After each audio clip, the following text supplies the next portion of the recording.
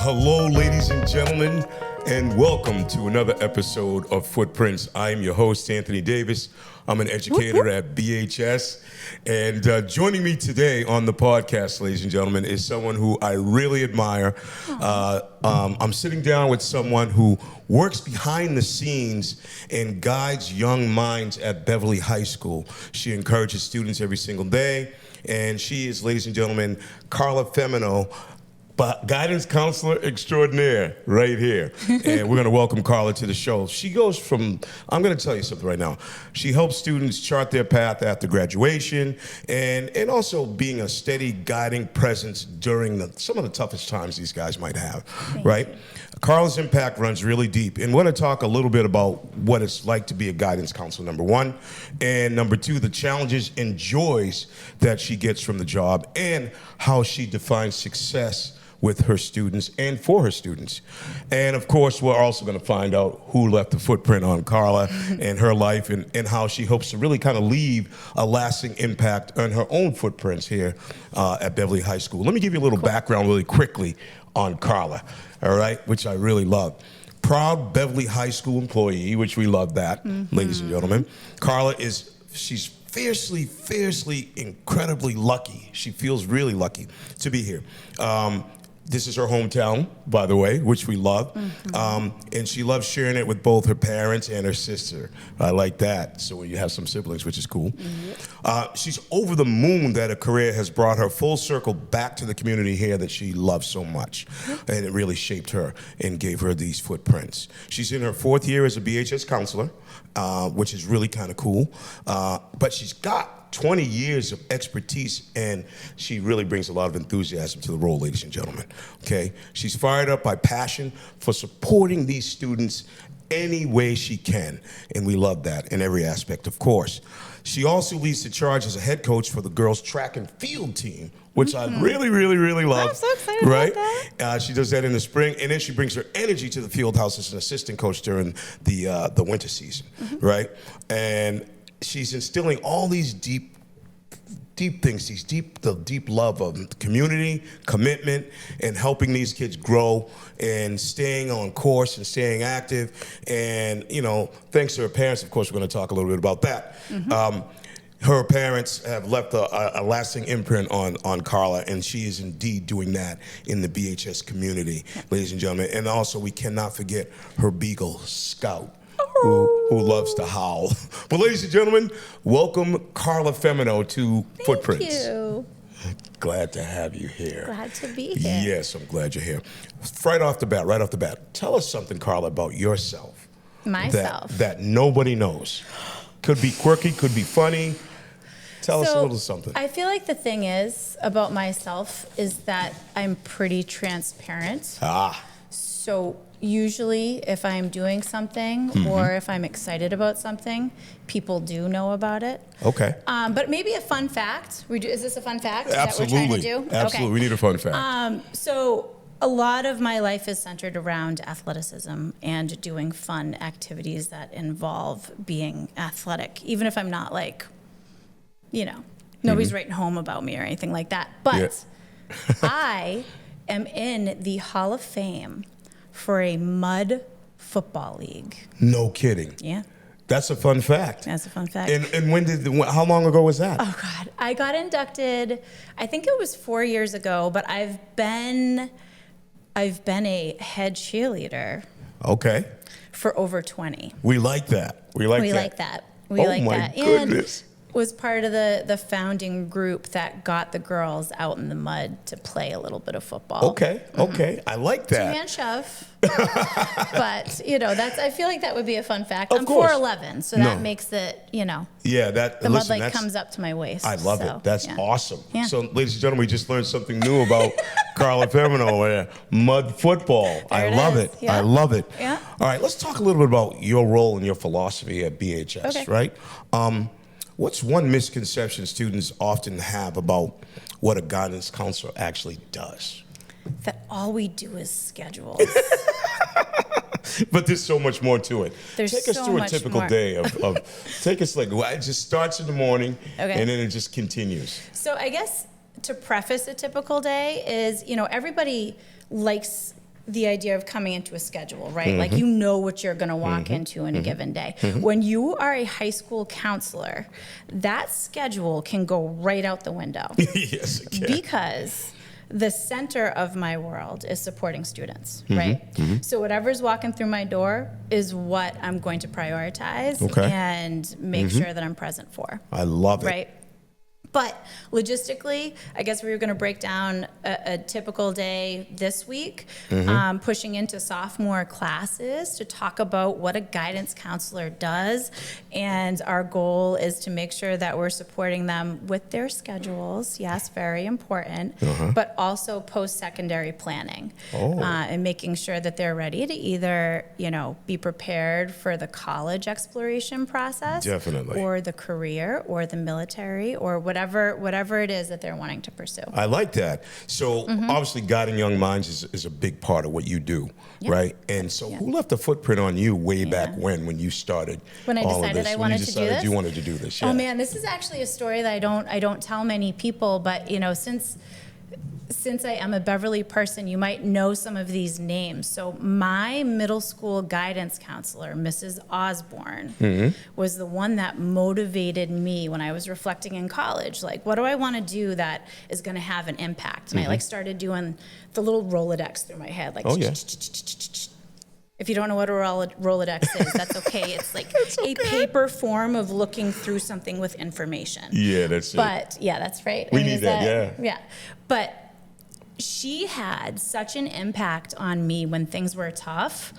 And when I was thinking about what could I do, you know what? I really love people. You know what I don't love? Science. Because originally I thought I was going to go into exercise science because I love athleticism. So I thought that's what I was going to do. But let me tell you, chemistry had me crying every night. And I was like, I don't want to do this. Yeah, exactly. So that's when I did that reflection through the Rolodex and thought of Mrs. Osborne helping me in, 8th grade and just being like, I'm going to do that. Yeah, that's what I'm going to do. So, ladies and gentlemen, you heard it here first. You have to follow your passion. Yeah. And someone usually sparks that interest and puts a footprint on you. And that's why we love Carla we love her for saying that. And I guess, if we're talking about the importance of pathways, right? It can change. And I think that that's something that's important for people to hear is you can think you want to go a certain direction and then something might happen in your life and it's always on time. And you get that feeling, right? And you got to jibe. Yeah. You got to do it. You got to do it. You have to. You have to follow that passion. No question about that. No questions about it. No question about that. Ladies and gentlemen, if you like our content, please subscribe to BevCam, that YouTube channel. Also, we're on Spotify as well as Apple Podcasts. Love it. All right. How has your approach, Carla, changed guiding students over the years? Like, how's it changed a little bit? Well, I think experience is key. Right? So there's some things that you can't be taught out of a book, and it comes from experience. School teaches you how to learn, but life teaches you how to navigate, right? No question. So I would say that experience over the years has helped me with guiding students. I have always taken what we call in counseling language a student-centered approach, which means I meet the human where they're at. And I think that extends beyond my world as a counselor. I like to think that that's how I coach, whether it's track and field or powerlifting to Special Olympians. Like, I think you have to look at the person in front of you and be a human. Okay, wait a minute. You said powerlifting for Special Olympians. We gotta talk about that. Gonna dip into that for a second? Yes, we gotta dip into that pond a little bit. Tell us a little bit about that. Okay, so one of the things that I do on the side is CrossFit. I'm a CrossFit person, and I go like 5 or 6 days a week. But through my gym has an amazing sense of community. We host a Special Olympics powerlifting team. Whoa. And when I came back to Beverly in 2018, it might have been closer to 2019, 2020, when I actually got into doing this, I got asked if I would volunteer to work with these athletes. And I was like, sure. I like athleticism. I know how to squat. I know how to bench. I know how to deadlift. I can teach that. Wow. Cool. No big deal. How and about I that? showed up. And I had no idea what I was showing up for because these athletes inspire me and are capable of so many things.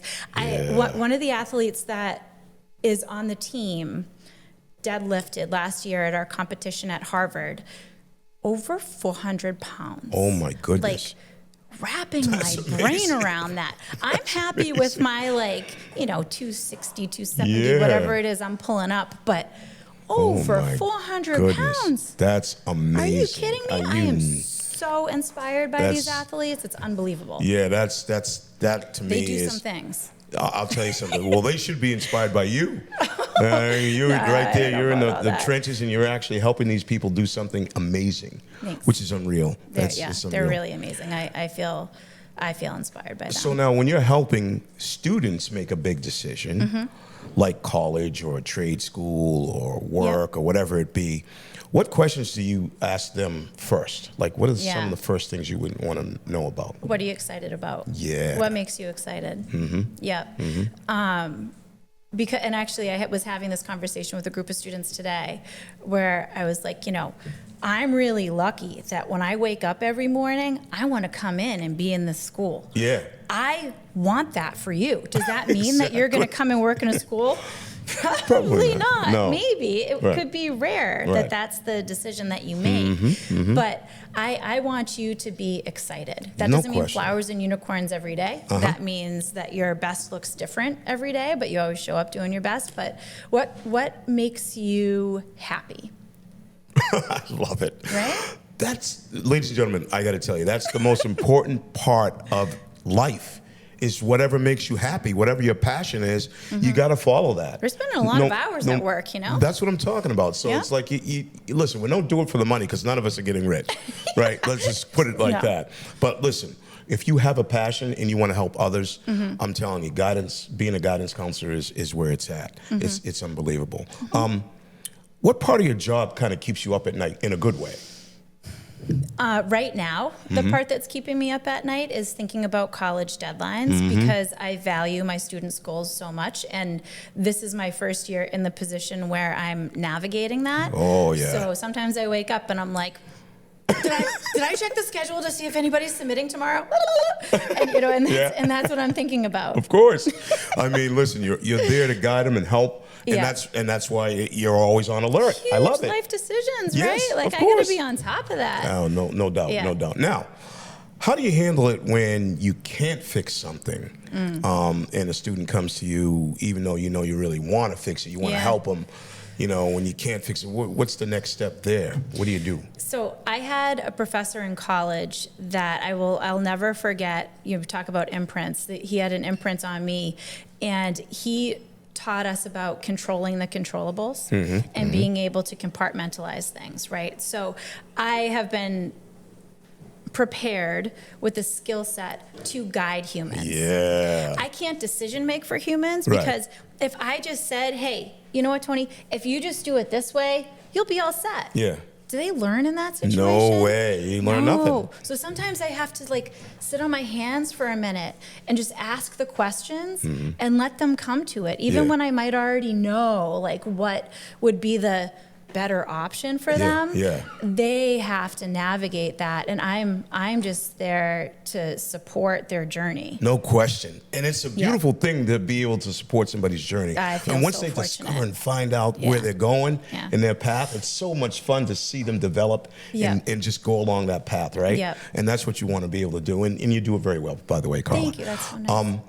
Can you describe a student who taught you something really kind of important about resilience, maybe about yourself? Oh my goodness. I just feel like so many things come to mind. I'm trying to pick it could be one. a small one, it could be big, it could be whatever you think. There's so many students out there. I feel like what I can talk about in more detail while thinking about confidentiality, because there's a big thing about confidentiality with counselors. There's some things we can't share. But I feel like in general, seeing students have that aha moment is really great. But when I watch my athletes overcome and work through something, it runs deep for me because there is nothing like trying to push through a 400-meter run when your arms, you want to turn into like a T-Rex because your whole body is like going into this, you know, it's crazy, the aerobic stress that is happening. And seeing them, you know, be able to open it up and push down that straightaway, gosh, it shows you that you can push so much harder than you realize when you can have that mental focus and confidence in yourself. No question. And then to see that progress throughout a season where a student athlete starts at a certain benchmark and then improves themselves along the way. So that is where it's at for us as educators. We love to see the progress of our students, right? Once they get something, you're right, the aha moment is so huge, especially in our profession, because it's like those moments don't come along very often, but when they do, it's like, oh my God, I can't believe they got that. Yeah. It's so awesome. Yeah, Right? yeah, and I We guess love that. the more serious example that I'm now thinking about is we have students in our school building that are managing a plate of responsibilities that I could not even imagine. And there have been times when I'm like, geez, you know, this day is really tough. And there are students, and I hope some of you know who you are if you're watching this, that I think about the fact that you show up to school every day on time, or sometimes it's a little bit harder because I know that you worked really late hours. No doubt. And on top of that, you're also participating in sports, maybe filling out your own taxes, maybe trying to navigate, you know, becoming a full-time citizen here. No question. All of those things really inspire me and make me feel so lucky that I work with this population of people that is just like ready to hit the ground running. Right. Literally and figuratively, No right? question like I'm talking about that. track and I'm talking humans at school. Well, the ability to show up and handle adversity, right? Not just at school, but outside of school, right? When they have other things going on, it just amazes me. It amazes me. It amazes me. All of the time. It does. Yeah. It's amazing to see it. And I'm so happy to be a part of the BHS community. And I'm so happy you rock. are as well. You're so awesome. Now, if you could redesign, like, say, the high school experience for any kid to sort of better prepare students for, like, real life, what would you change? What would I change? Yeah. Would you change anything at all? You know what I sometimes do think about for the seniors, and I don't know if this would be popular belief amongst the students, but I do think it would be cool if their senior privilege time was like getting out into the community. Like part of that scheduling was getting out into the community and doing different things. And that could be that you're starting your workday at that time and giving the students the opportunity to do what they need for their individual plan to, like, you know, support themselves and their families. Yeah, no question. Or is it more about exploration because they're not sure where they want to go after high school? And I know we do that phenomenal Reach project in the spring, right? Yeah, that's awesome. It's so cool.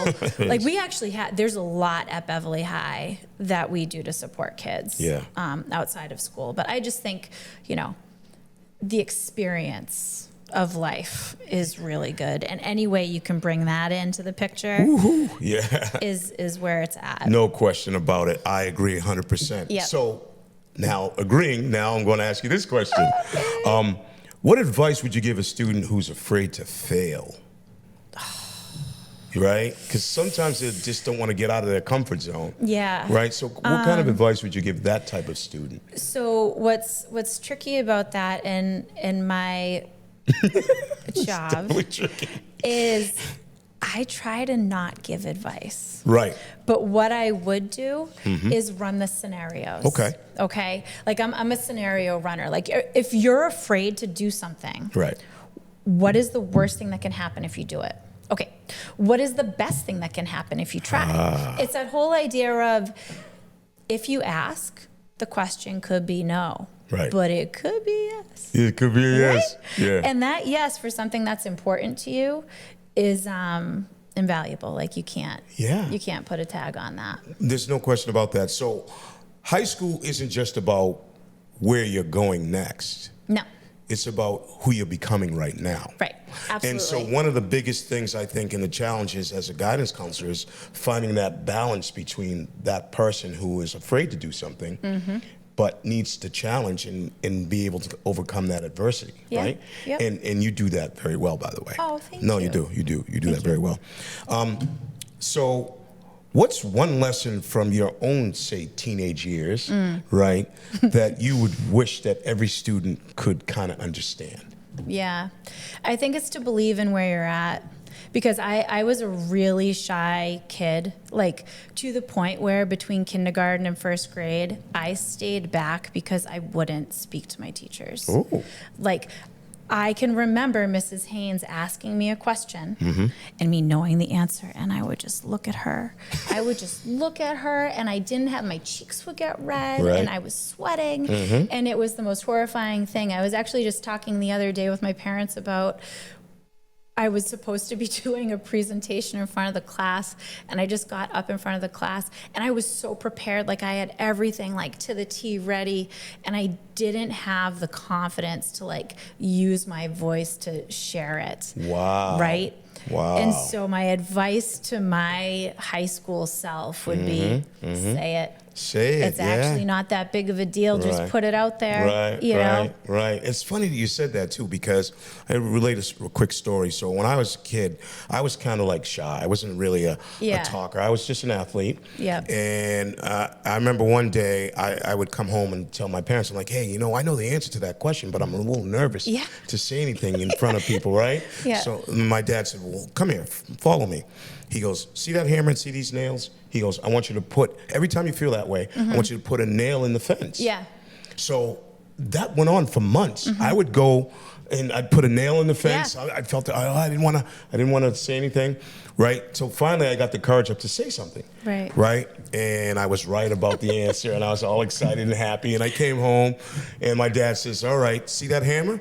Take that hammer and take all the nails out of the fence. And I said, okay. And I did that. It took a few hours because there was so many nails there. And then he goes, I go, Dad, I'm done. He goes, all right. He goes, let's go in the backyard. He goes, what do you see there? I said, he says, what do you see on, what do you see? He goes, I go, I don't know, Dad, like a bunch of nails on the ground and holes in the fence. And my dad goes, no, I see a lot of missed opportunities. Oh. Right? He said, you had an opportunity to say something. Yep. Maybe you could have changed the course of your life or somebody else's life, but you didn't say it because you were, in your feelings. Don't do that. Don't say it. Because now you're going to be able to maybe help and impact somebody else. And that's the beauty of footprints, and that's the thing. In our own personal journeys, it's like that's what happens. That's it. We ended up doing that, and it's so cool. Now, if your student could see you on one side and they didn't usually get to see that particular side, what would it be? What side would it be? So I mentioned that I like to do CrossFit. I think that's probably a pretty different side than most students see during the school day. Without a doubt. Yeah, when I'm like, all chalked up and getting like, like getting hyped. Getting going. And, really flying around the gym. I love it. Yep. And then trying to peel myself off of the ground because, I am a seasoned athlete at this point in time. We were talking trust about me, that a I little know bit. about the seasoned athlete. I am hurting today, believe me. Yes. We'll talk about that after. Yes. Right? Yes. So let's explore your home life a little bit. What do your parents do for a living? What do your mom and your dad do? How do they impact you with the footprints? Oh my God. They are that. So my dad is an attorney and he has his own firm right in Beverly. He's been here for my entire life, a couple of years before I was born too. And my mom was a preschool teacher. Okay. Where I went to preschool at Mrs. Alexander School. Shout out to any alum. Hey. And a couple of years ago, she retired to watch my sister's kids, my two nephews. Wow. Full time. How about that? And I mean, I guess the trade-off is now my dad is trying to take it easy, which is that could be a whole other podcast, what that actually looks like. Because, I mean, if you think I have a lot of energy, there's a place that it came from. Of course. And so my mom watches the boys 4 days a week, and my dad gets them on Fridays, and That's awesome. Yeah, so that's just I feel like that's just a little blip into the way that my family supports each other. Okay. But you know what? That's very important because without that, you wouldn't be here. Right. You wouldn't be the person you are. Yeah. You wouldn't be the guidance counselor at BHS. I'm the luckiest, Right? And so all those footprints, they guided you to where you are now. 1,000%. And that's a beautiful thing. It's a beautiful thing. We love it. We love it. Absolutely. We love it. So now, how do you sort of recharge when, you know, everything's, you're having a bad day, right? Oh my gosh, things aren't really quite working out like I want them. Yeah. How do you sort of recharge? What's your comfort food, I would say? Ooh, my that comfort you food? Yeah, that you would go to. Do you have one of those? I like at McKinnon's on Sunday. Okay. At about 11:15, 11:30, the bakery puts out fresh loaves of bread. Ooh. And I am telling you, like, if you go to pick it up, watch your fingers because it's hot. But I like to break pieces of bread and dip it in olive oil, Parmesan cheese, and crushed red pepper. Ooh, my. That's a guilty pleasure. It is. It sure is. I mean, I also make my own ravioli. So that's like more of a prepared thing that I have to do. So if I kind of, something that you could catch me doing is if I have a tough day, there's a chance I'm going to stop at the grocery store on the way home and make one of my family recipes because that's a footprint that I've got. Okay. Both of my grandmothers and my mom are phenomenal cooks. And my dad can throw down pizza too. And chicken cacciatore. But I cook. I cook to soothe. I will put on music. My kitchen is a kitchen that dances, and I will just bust food out. I love it. Yep. I gotta go to your house because I'm telling you right now. There'll be food. Yeah, you're making me hungry right now. I'm ready to eat. I'm definitely ready. All right, so now, what's one lesson that you would impart to a student that has already graduated from BHS that had you as a guidance counselor? One lesson that I would impart. What's a lesson that you would impart to a student that has already, they've gone through and they said, oh, Carla was awesome. Wow, Miss Femino was great. And now they're moving on in their life and they're doing something. And maybe they have a lesson that they've learned through the hallways. What one lesson would you say that they've learned from the interaction with you? Well, I like to think that the experiences that you have all along the way are like these little gems, right? And everything that happens can help you later. Oh, yeah. In whatever way it is. Like those, I talk about those little ahas. I talk about giving yourself the experiences that you can be better prepared moving forward. You might not know the experience right now that's going to help you 20 years from now. Right. You know, and even thinking about like the academic planning and that type of stuff. And today I was telling the kids, like, start taking yourself seriously now, you know, because you help yourself later the way that you conduct yourself now. And I think that that goes all throughout life. Yeah, no question. I'll tell you something. So my dad must have known I was going to be an educator, right? Because I'd be in practice all day and, you know, come home sweating and stuff and been in school. And he's like, listen, Tony, I know you've been in practice. I know you're sweating. I know you've been in school. He goes, but today's word is fossil. I want you to use that in a sentence. Ooh. And I'm like, come on, Dad. You know what I mean? Like, what are you doing to me? You're killing me here. You know what I mean? So as a kid, you're like, you didn't see the value in that. But as I got older, I was like, oh, okay. The breadcrumbs. He was kind of leading me along that path. Leading me along. He knew that I was a 1000%. Good communicator and educator. He's like, oh, he's going to probably be in education one day. Yeah, and absolutely. so that was the beauty of doing that, you know, and I was really, really happy with that. Yeah, no, you know I could see that. Yeah, I bet your parents are awesome. Oh, well, yeah, well, you're there. Well, they should be proud of who you are. Well, listen, I you know, I lost my mom and dad a while back, but that's okay. Yeah. I mean, the life lessons that they've given me, right, and the core values that they've imparted onto me, I just give to those, my 7 kids. Ladies and gentlemen, by the way, I have 7 children, in case you didn't know that. My oldest daughter is about to be 40, my youngest son is 20. How about that, huh? That's a good nice range. little range, right? That's nice a good little range. Yes, indeed. Well, ladies and gentlemen, if you like our content, please subscribe to BevCam right here on YouTube. Also, we have Spotify, we're on that, and Apple Podcasts. We're going to do a little rapid fire action. Yeah, rapid fire action. I love this. Do I need to stretch? Oh, yeah, you might have to. Okay. You might have to. No squatting allowed right here. All right. Okay. Coffee or tea? Coffee. Coffee. Tea at night. Shoot. Yeah, I'm going to be bad at this game. I like tea. Okay. But you know what? I got a coffee story really quick. So when I was in college, right, I'd stayed up all night. My dad had got me a job as a runner. He was a lawyer, my dad as well. And I worked at Ropes and Gray. Shout out to Ropes and Gray. And I was there for a couple of years, and the coffee was free. Right? But I had stayed up all night studying, cramming for my finals and all of that. And I worked with a guy named Steve Pepin. Shout out to Steve. And he used to call me Los Pigos, which means compadre. I said, okay. So I'm working, we're moving files, running files between different buildings to different lawyers' offices. And he's like, hey, Los Pigos, looks like you're dragging. You could use a cup of coffee. I'm like, okay. 10 minutes later, hey, Los Pigos, looks like you're dragging. You can use a cup of coffee. I'm like, okay. 10 minutes later, hey, Los Pigos, looks like you can use a cup of coffee. I'm like, okay. I took 5 cups of coffee within a 10, 15, 20-minute span. And my heart was beating out of my chest. Yeah. I'm like, Yeah, and I'm sometimes like, it's a little much. Yeah, a little much. Yeah. And I was like, listen, I said, God, if I make it through this day, I will never, ever drink another cup of coffee. Drink water. And now I drink tea. If you get jittery, I had a little herbal tea is good. Yeah. So that's what I do. Early bed or night owl? Okay, so I go to bed early, but just so that I can get up in the morning early to go to the gym so I have enough time to do it. I understand that. Yeah. I get that. You get that, ladies and gentlemen? I get that. That's You have to do certain things. All right. One word your students would use to describe you.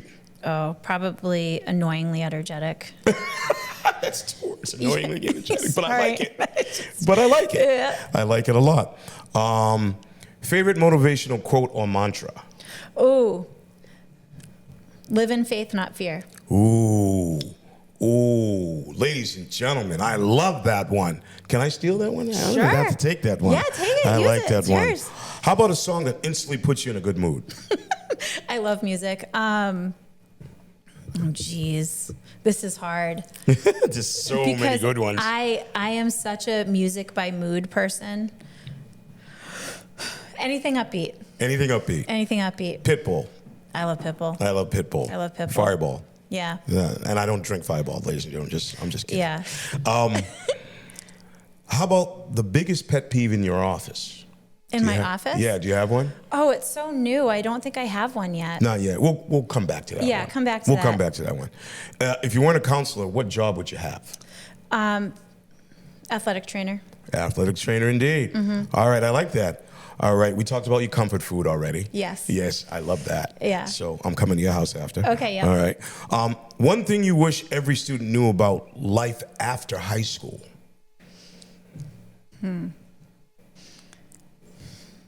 That's a good one. That is a really good one. Right?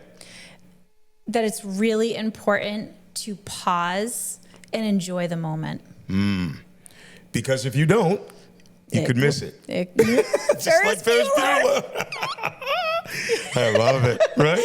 We're referencing a movie. Yep. I love it, though. Great movie, by the way. It is a great movie. Yes. Highly recommended. Actually, I think it's on Netflix right now. It is. I think Yeah. you might be right. Which student question do you secretly love answering right off the bat? Because you know the answer to. What should I do? What should I do? Well, let's talk and we'll figure it out together. I love it. Yeah.